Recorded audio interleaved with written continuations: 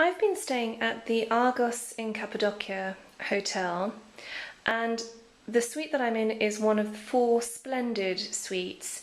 It really lives up to its name. It's just the most amazing suite, and this hotel as a whole is just unique.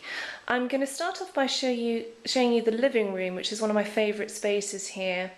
You can see in the centre is this wonderful old stone fireplace. They supply logs and you can actually light your own fire. It has this fantastic monastic style ceiling. Now the history of this hotel is very interesting. It's built on an ancient site. It dates back to an early Christian monastery, and probably way before that as well. The Hittites were very prominent in this area, and the cave dwellings around here were used by them before they were later used by the Christians and other people as well. So it's a fascinating region. The architect involved in the restoration of this hotel and creation of it has really been true to the spirit of the place. There's no attempt to create a sort of palatial space. It's very much in keeping with the rest of the village. It blends in with the village. In fact, a road even runs through it. It's described in some of the literature here as an ancient village with a reception desk, which I thought was a lovely way of describing it. And it's very true. It is just the most amazing place. It stretches over quite a vast area.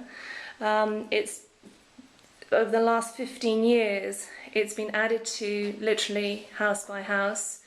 And when they started restoring it, when they purchased the first house, they didn't really know what they were letting themselves in for. They didn't really know what they'd discovered, because at that stage they didn't know that there was actually the remains of a monastic church here.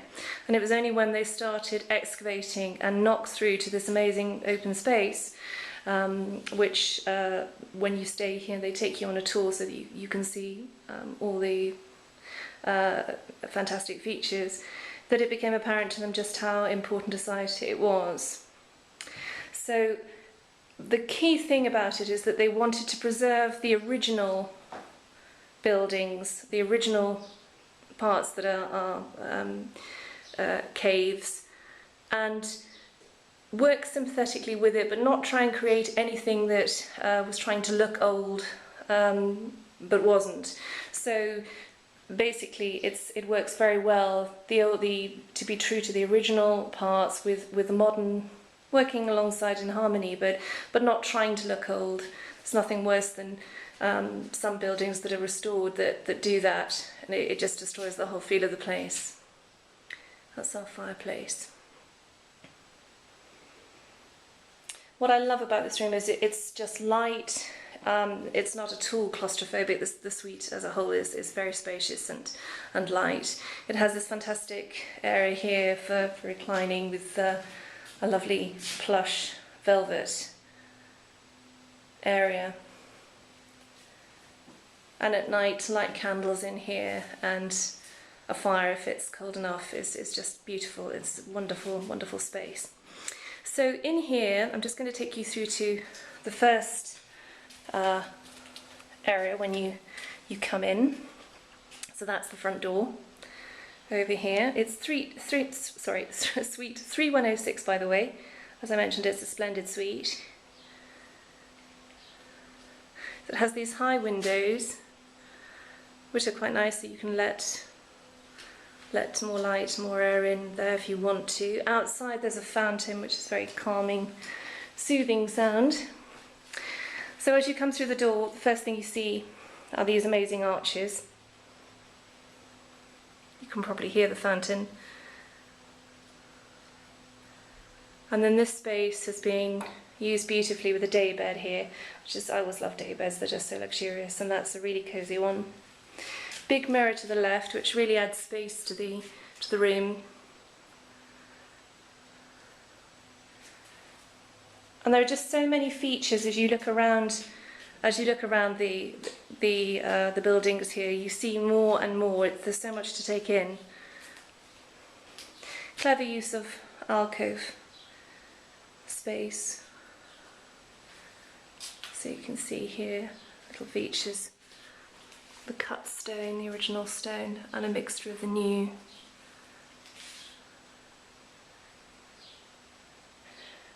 The hotel doesn't use artificial decorations. It really wants to, as I say, be true to the spirit of the village in which it's set. So everything is natural, and the decorations that are used are predominantly vegetables, pumpkins, gourds, dried herbs, nothing that isn't organic. Now in here, as you can see, this is an amazing sized bedroom. But what really made my heart leap when we checked in, you can see to the far right, is we have our own swimming pool here, which is just the most fabulous feature. So I'll take you through. You can see it getting darker. It is darker than the other two rooms, but still the ceiling height is so good here. Cave hotels vary enormously in terms of the type of accommodation that they offer. And what I like about the Argos, one of the many things I like about the Argos, is the fact that you just have such attention to detail in the architecture and the way that things have been done. And it just makes for a very comfortable stay. Little details like the carved handles of the wardrobe. We're very close to Pigeon Valley, and so these are little wood pigeons.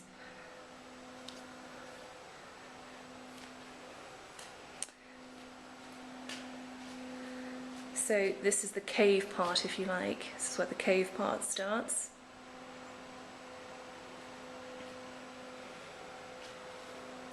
And I'm going to take you through into the swimming pool.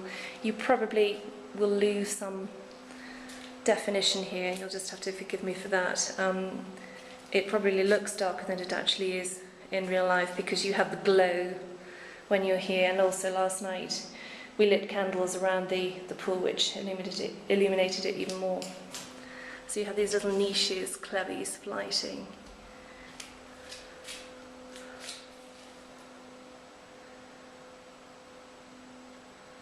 So atmospheric.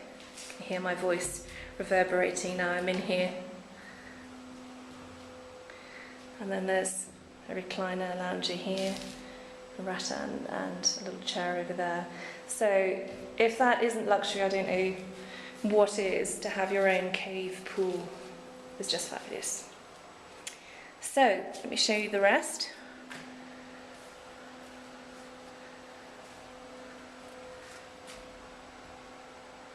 It's very well air conditioned as well. That is quite a challenge, as you can imagine, with creating rooms in a cave, and certain hotels do it better than others, and the Argos has got it just right. It's never stuffy. So many challenges involved in creating a hotel in this environment.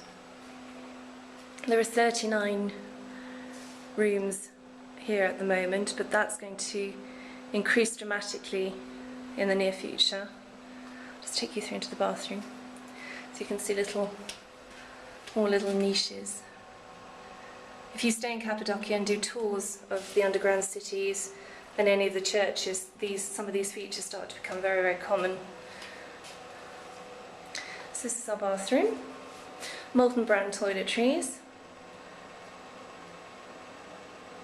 Very generous with toiletries as well, and including shaving kits, molten brown lip salve, some things you don't find in other hotels.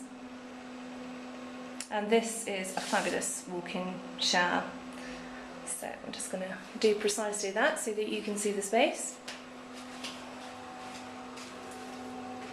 I was a little surprised that they just have one shower here, because there is actually room for two,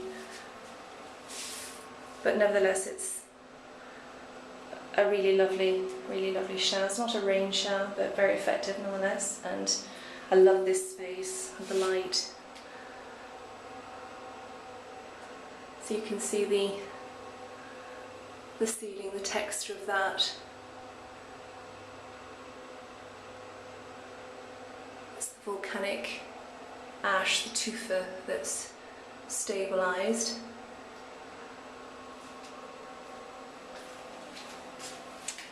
Northern brown, as I mentioned. But it's lovely just not having to close doors and just having all this space in a shower. It's just perfect.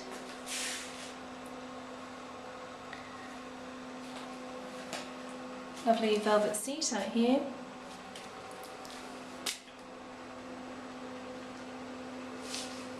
It's very nice. They also supply those little toweling caps to dry your hair more quickly. Really nice touch. It's very much appreciated. I have a lot of hair to dry. Okay, so that's our bathroom. Take you back through and then you can then see the texture of the walls from here, how atmospheric it is. It's a lovely archway. It's just so clever, the architecture here, to work with this environment, just so challenging, as I was saying. I think the architect that we spoke to described it as negative architecture. In other words, you're not imposing your own structure on a place, you're working with what you have, what you're presented with. I asked the question, how many rooms are you planning? And she looked wryly at me and she said it really depends on what we discover when we start doing work. And then when I looked around and saw the monastic church that they'd found, it made much more sense to me. Lovely details like this. See this in a lot of the early Christian churches, where at some point in their use they've been used to tether animals. They also, I hear in the church space that they discovered where at a later date they were used by people to tether animals when they were travelling through.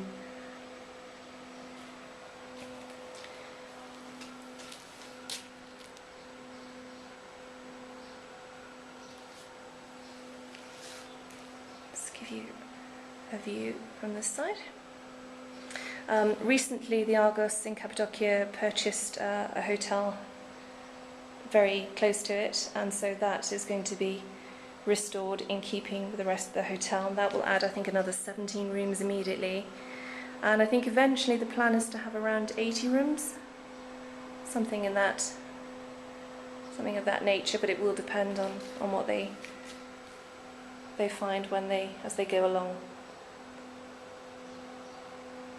And details up here, you can see. Hard to think of a more unique place to stay really than a cave hotel, because its sense of history is just, well, very, very difficult to get your head around really.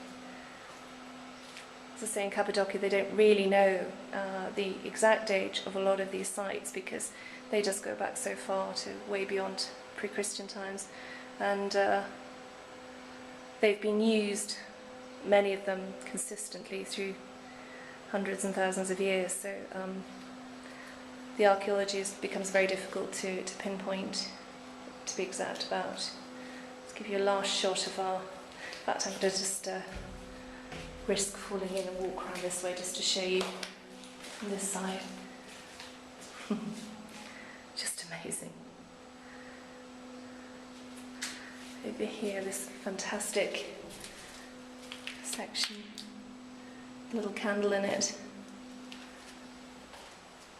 Many of these trough-like features that you see were used for wine production.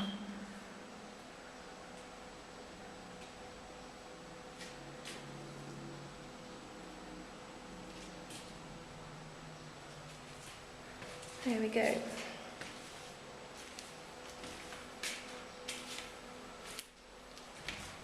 So, as I say, a splendid suite it is, and it does live up to its name. It's just been the most amazing place to stay in.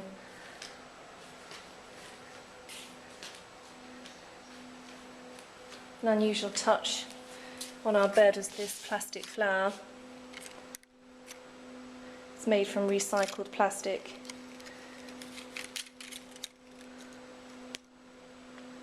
And also on the menus and wine lists they have little vegetables and grapes made out of plastic.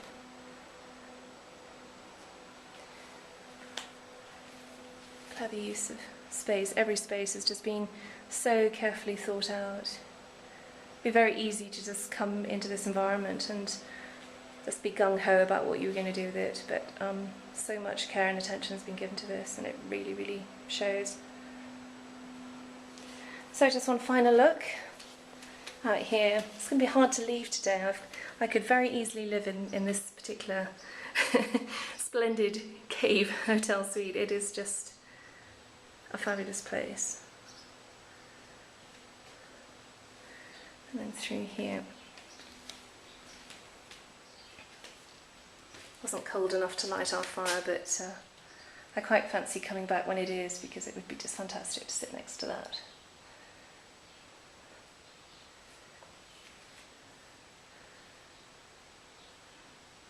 So that's my suite at Argos in Cappadocia, suite 3106.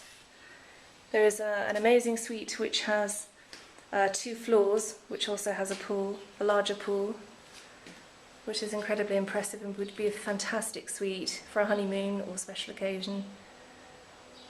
But actually, for my personal taste, this size is just perfect. So thank you very much for having me, Argos in Cappadocia, and I will be back. I'm really looking forward to seeing what you're going to do in the future. I should mention actually that there are plans to have their own winery here. They discovered cellars and an amazing underground tunnel which extends some phenomenal number of kilometres, which they've excavated within the boundaries of their own land. And they're planning to, as I say, open their own winery here, have wine tastings within the next probably 12 months. That's going to be a very exciting project. And also one of the fantastic caves is going to be converted into a museum, which is a longer term project and will just be an amazing, amazing project. I can't think of a museum in a more interesting location. So I shall really look forward to coming back to see that. There's just so much happening here, and the architecture and the archaeology is just so fascinating. So there we are. Thank you again, and see you soon, Argos in Cappadocia. It's been absolutely amazing, and I look forward to coming back. Thank you.